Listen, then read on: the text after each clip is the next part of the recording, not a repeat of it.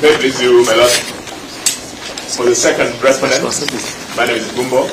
I appear together with my learned senior colleague, Mr. Paul Nyamori, and Mr.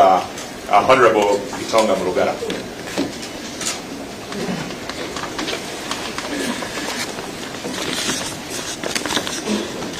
Very pleased, my lord, my lady. That matter, my name is Edwin Kelly. My lord, I appear together with my senior professor of gender. My lord, Senator Hilary Sigay, and Ms. Mercy Tanji. For the third respondent, my lord, is this Dr. Bismarck.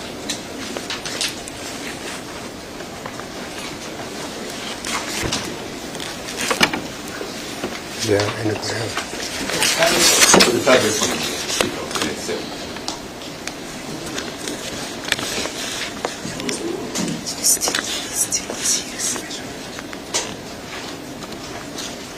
The Deputy President is the interested party, and I appear with my colleagues, Mr. Ngoya, Mr. Tomacharia, Jomo, Degwa, Sakimpa, Wandati, Victor Swanya, Faith Muge, Faith Waigwa, and Mr. Muge, for the interested party, that is the Deputy President.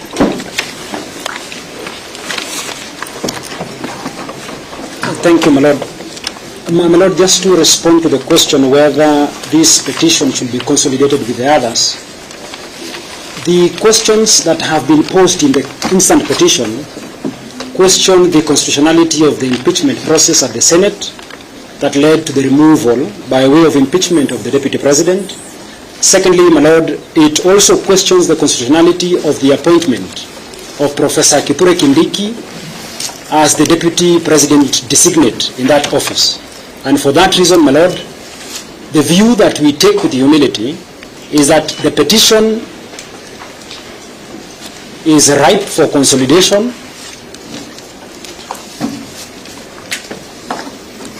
and my lord, just for the avoidance of any doubt, and my lady, we have an application filed and dated the 18th day of October 2024 that sought an order of conservatory order to stop the implementation of the decision made by the Honorable Speaker of the Senate, Honorable Amason Kingi. So, my lord, when we canvass, or we are to canvass the applications as to whether the current conservatory order should be disturbed or not, we want to actively, and we seek with humility, to participate in those proceedings. Thank you. Mr. The parties, are you opposing the possible consolidation? Yes, my lord, we are vehemently opposed, my lord, to a joinder or intended consolidation of this petition. And my lord, so that we don't take time before you this evening, we would prefer, my lord, that this matter also takes the cue of being mentioned tomorrow with the others, my lord, where we will substantively, my lord, be presenting, my lord, before you reasons why this matter should not be consolidated with the one that is before you today. And my lord, so that we save time, I speak for all the respondents. And then they are nominated. Sorry, my lord. We mentioned tomorrow. My lord, if you permit me. My lord, there is a mischief that we need to cure or to safeguard ourselves against. My lord, there is an attempt to have a litigation by way of installment in this matter. So much so that, my Lord, if you look or you find time to look at the petition and the application, you will see that the issues that are raised by my seniors and counsels for the petitioner are synonymous. They are the same. Since it is not consented to, what will be listened to tomorrow? Most obliged, my Lord, because the question of consolidation is a question of law and it's purely on a principle. They can do it. They can also do it voluntarily. And, my Lord, we will be ready to argue the question of consolidation as and when we are invited. Thank you. They can also do it voluntarily of their own volition. Yes, yes. Who is it tomorrow? And, my Lord, my Lord and my Lady, yes, I am guided by my senior counsel, Paul Muite.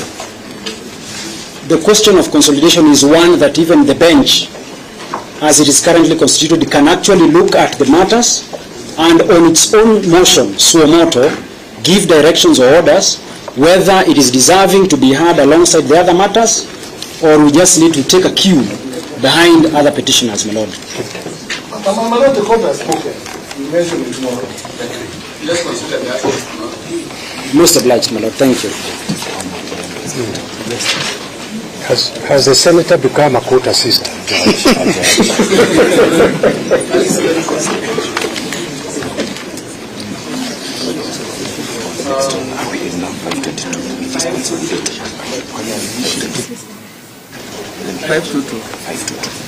We are in for the petition.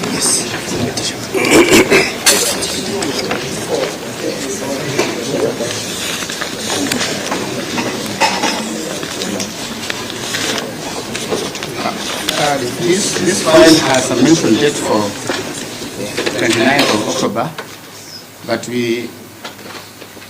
because issues are arising, we wanted to mention it again today if there is any issue arising out of it. In terms of appearances, and in order to... Did the court time the same counsel that I enumerated are appearing for the petitioner, the deputy president, in this matter?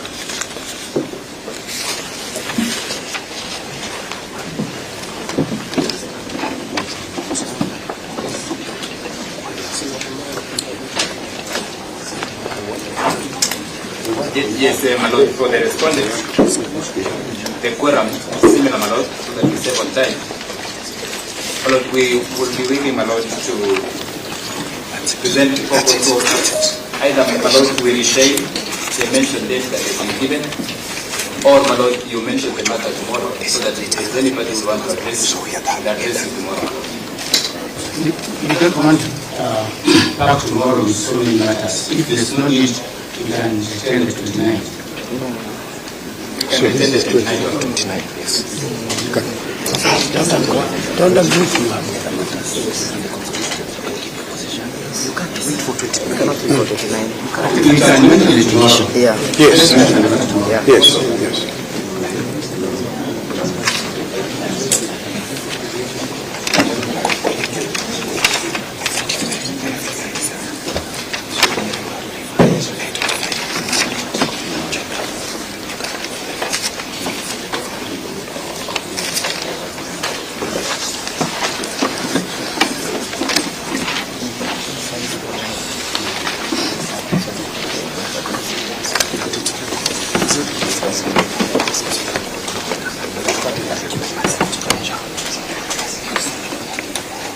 So we are clear with the mentions. We can go back to petition number 5. No, Your Lordship, you have not mentioned my matter. 509.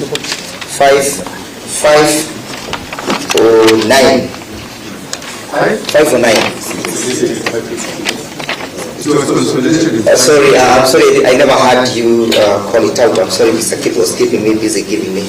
But my Lord, in that respect, we have an application, the Lordship, I hope it's on record. We could also mention and get directions tomorrow on my application for the recusal of the bench dated the 22nd. I would be most obliged, Lordship. We are mentioning Most obliged. So then we have petition number 565. We wish to confirm that on the part of the Attorney General of the Republic, we are ready to argue. Our application satisfies argument by this court or by the court referring the matter to this court.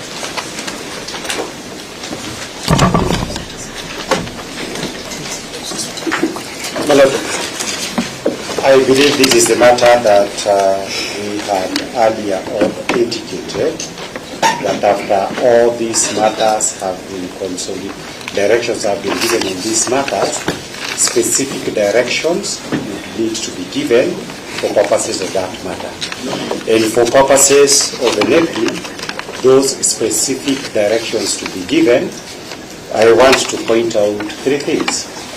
Number one is that we would need directions on when the first application that was to be done after the validity application is determined, when we are going to be had. That is issue number one. Issue number two, my Lord, that is important, is the fact that now that today the Honorable, the Chief Justice has caused all of us to come on the basis of these other matters, the point needs to be noted that for purposes of the basis for all these matters that empanelment was done, the reason was that there were applications for conservatory orders. Those applications for conservatory orders were first certified as urgent and would be the first business of this court appearing there, assuming there is no other preliminary issue like recusal or otherwise. Thirdly, my Lord, is this, that for purposes of those applications where conservatory orders were made, the conservatory orders may have been made in 2 or 3 files, but they conserve the status, quo that is cross-cutting in all the petitions that are before you. Apart from the fact that in that particular petition, the one that has conservatory orders, when this court, because all those applications were done on Saturday, the parties, starting at least with those that I represent, because of the nature of the proceedings that were there yesterday, we have not completed doing the responses to the applications by the Attorney General to lift conservatory orders. We could not be able to do the authorities for reasons that were indicated, and more importantly, my learned colleague Mrs. Kemodo, whose file has been consolidated, did indicate she has not even been served, and in that matter, she needs to respond and be heard. Therefore, my Lord, in considering this issue that is itching the group that wants lifting of the orders, I would like the court to give directions bearing in mind that the stakes of the parties, all the people who have filed petitions, is to ensure you are not faced with a fait accompli, where you are told, we have already sworn Kindiki and you can go to hell. We do not want to be faced with a fait accompli situations. My Lord, it would be absolutely important that the subject matter is preserved, if not for any other day, until all the parties are before the court. Yes. Yeah. Your Lordship.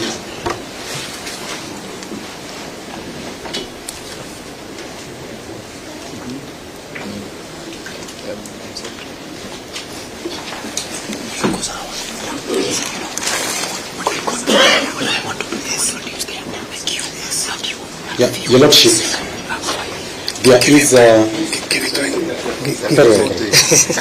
wait.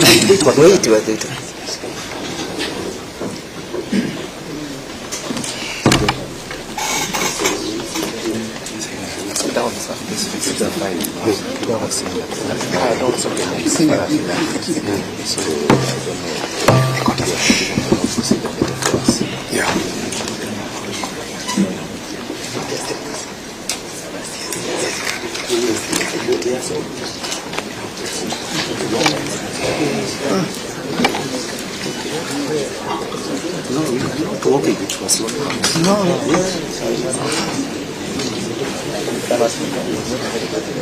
Yeah.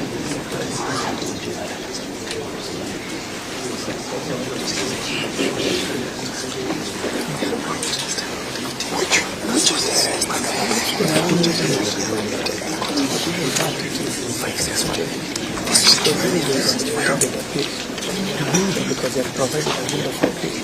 We cannot discuss now we don't still talk. We don't have opportunity. We need to work to discuss what we talk. Go on record and talk.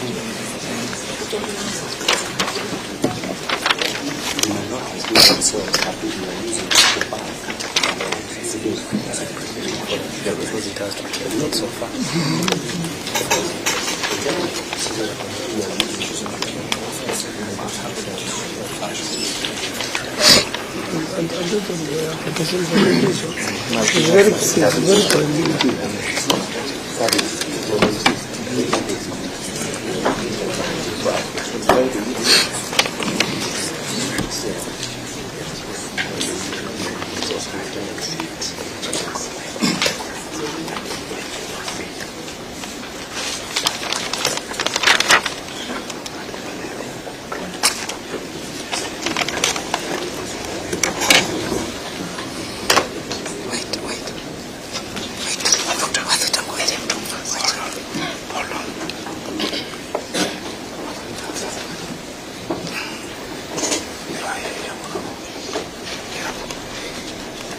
We will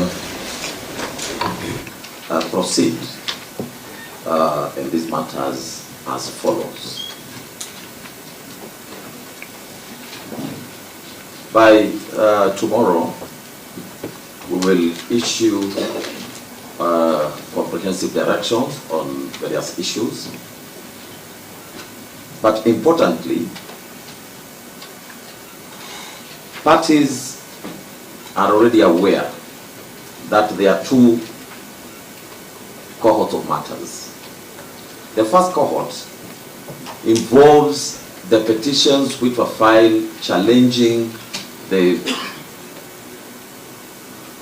happenings before the National Assembly. Those petitions will proceed as cohort 1. They are the subsequent petitions which were filed challenging what transpired in the Senate. That is cohort 2. By tomorrow, we will deal with the issue of consolidation. We are aware of the powers this court has on the issue of consolidation, just like how we exercised the powers yesterday. We may decide to either hear or give directions on the consolidation. However, we are in agreement that the next application in line can only be one, and it is the application for recusal of this bench. And that is the application which, after we do everything, tomorrow at 2:30 is up for hearing. If you intend to participate in that application, in the second cohort, that application is coming up for hearing tomorrow at 2:30. In the morning, we will deal with the issue of consolidation. That one we will give directions on that. So that is the way forward. Prepare to hear the application for recusal of the bench tomorrow at 2 p.m. In the morning, we will deal with the procedural issues of consolidation and any other issue which may arise in cohort 1 and cohort 2. Thank you. And those are very clear directions. My Lord, Your Ladyship, and we entirely agree that we will assist in the orderly progression of the hearing of these matters. Thank you. Just for the record, my lord, we assume it is all the 3 applications for recusal because there will be no other application for recusal. We will hear what is on record, and it will be a ruling will be delivered. There will be no other application for recusal, and we think that that should come first, because if you don't want a bench, there's no reason why we should do any other thing. Enough, my lord, I was only pointing there 2 or 3 of them, and the only clarity I'm asking is whether all applications for recusal be handled together. Yes, all will be handled together. Yes. Your Lordship, finally, as you categorize these pleadings in court 1 and court 2, kindly allow me to remind the court that the last time you were before you on the 16th, the court gave or granted leave for parties to amend their petitions. So there could be petitions that have now crossed over to cohort 2, pursuant to the amendments bring in light the court transpired. Perhaps the pleadings will be as tomorrow morning.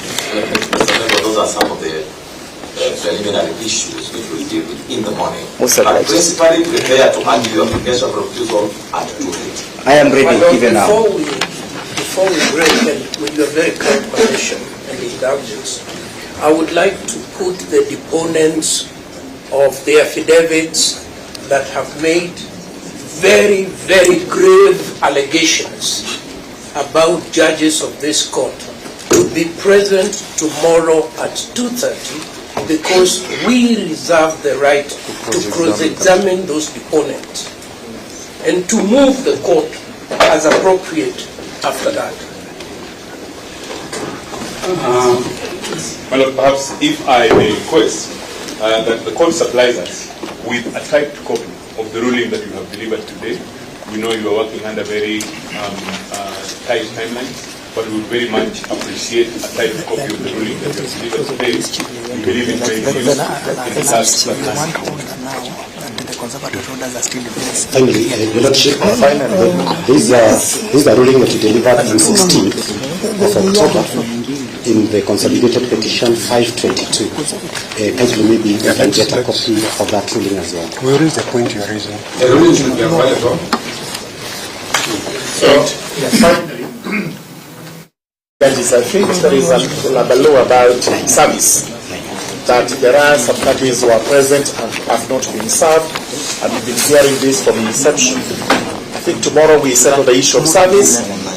We also settle the issue of filing of any affidavit responses that ought to be done, so that after 2:30 we know how best we're going to proceed without people intervening with "I have not had sufficient time to do this or that." May I propose? I think before my presiding judge addresses, I just want to remind parties that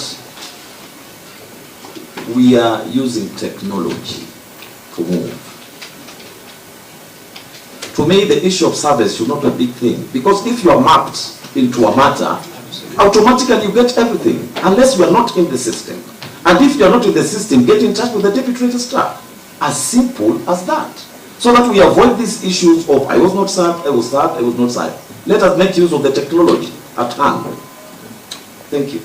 May I suggest that, my Lord, we are appearing tomorrow on your hall at 11. I was going to plead that any other issues being raised from the bar be raised tomorrow at 11. No. No, as the chair kind of all the people who are retiring, don't at this particular moment, all the people are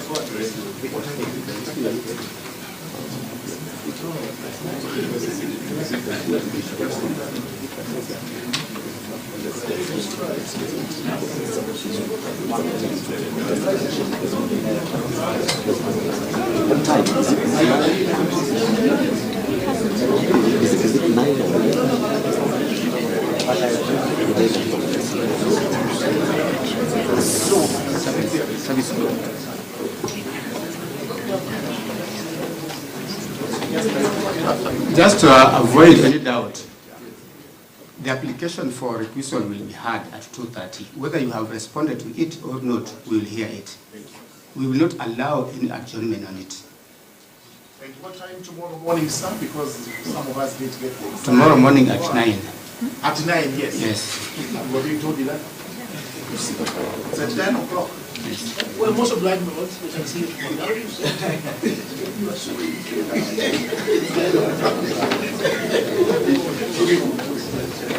For clarification purposes, is it physical or you can do virtual both?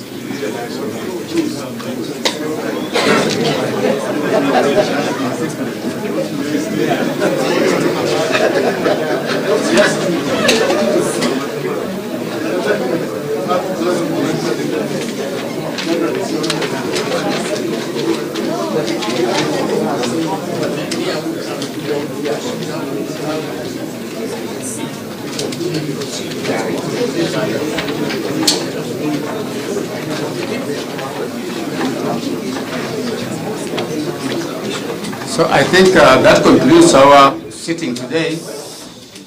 That concludes our sitting today. See you tomorrow.